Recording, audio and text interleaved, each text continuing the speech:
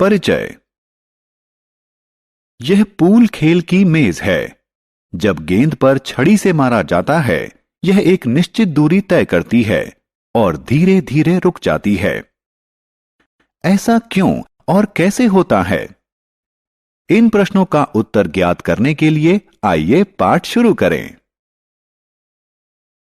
उद्देश्य। इस पाठ के अंत में आप निम्न करने में सक्षम हो जाएंगे।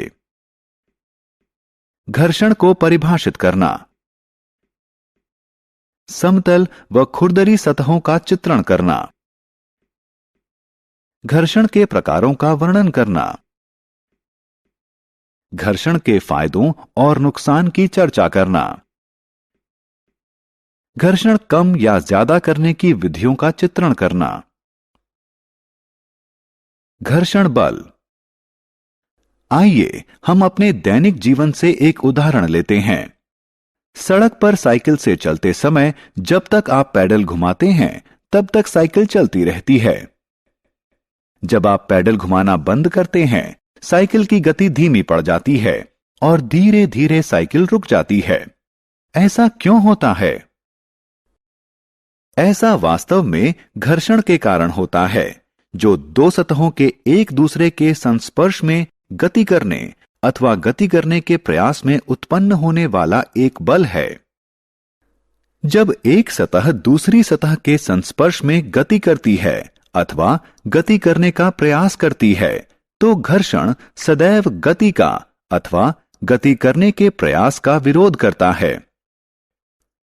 वह बल जो पिंड द्वारा किसी सतह पर गति करने के दौरान गति का विरोध करता है, घर्षण बल कहलाता है।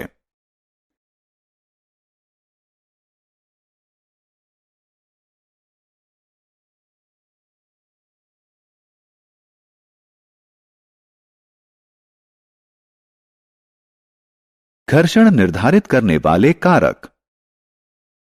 घर्षण दोनों सतहों की बनावट पर निर्भर करता है। घर्षण दोनों सतहों को एक साथ अपकर्षित करने वाले संस्पर्श बल की मात्रा पर भी निर्भर करता है। इसका सरल उत्तर यह है कि सड़क पर गति करते समय साइकिल के टायर सड़क की सतह के विरुद्ध रगड़ रहे होते हैं। जब दो सतहें एक दूसरे से रगड़ती हैं, तो दोनों पर एक बल लगता है। यह बल गति के विपरीत दिशा में लगता है। इस तरह यह बल गति को धीमा कर देता है और अंततः वस्तु को रोक देता है। घर्षण पर बनावट का प्रभाव। चित्र में एक गेंद समतल सतह पर गतिमान है और एक दूसरी वैसी ही गेंद खुरदरी सतह पर गतिमान है।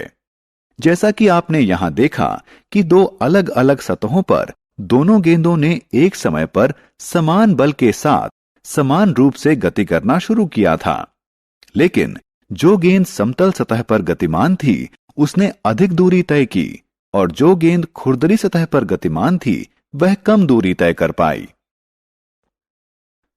इससे पता चलता है कि संस्पर्श करने वाली समान सतहों पर समतल सतह की तुलना में खुरदरी सतह अधिक बल लगाती है। इस उदाहरण से सिद्ध होता है कि घर्षण संस्पर्श करने वाली सतहों की बनावट पर निर्भर करता है। समतल और खुरदरी सतहें। कुछ सतहें समतल होती हैं और कुछ खुरदरी। कुछ कम खुरदरी होती हैं और कुछ अधिक खुरदरी। यहां तक कि कुछ समतल सतह में भी कुछ खुरदरापन होता है। उदाहरण के लिए, जब हम एक रेगमाल को दूसरे पर रगड़ने का प्रयास करते हैं तो गति निर्बाध रूप से नहीं होती है, जिसका अर्थ है कि खुरदरी सतह की इंटरलॉकिंग के कारण वहां घर्षण है। लेकिन जब हम सादे कागज को दूसरे सादे कागज पर रगड़ते हैं तो यह रेगमाल की तुलना में आसानी से हो जाता है। अर्थात रेगमाल का खुरदरापन सादे कागज की तुलना में अधिक होता है। अतः हम कह सकते हैं कि घर्षण सतहों के खुरदरेपन के कारण उत्पन्न होता है।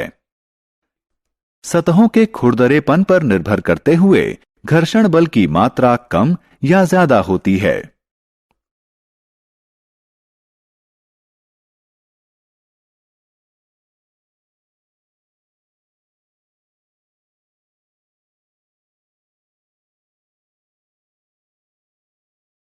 सारांश। आइए हमने जो कुछ सीखा है उसे संक्षेप में दोहराएं। घर्षण वह बल है जो किसी पिंड द्वारा किसी सतह पर गति करने का विरोध करता है। घर्षण बल वह बल है जो किसी पिंड द्वारा दूसरे पिंड की सतह के संस्पर्श में की जाने वाली गति का विरोध करता है।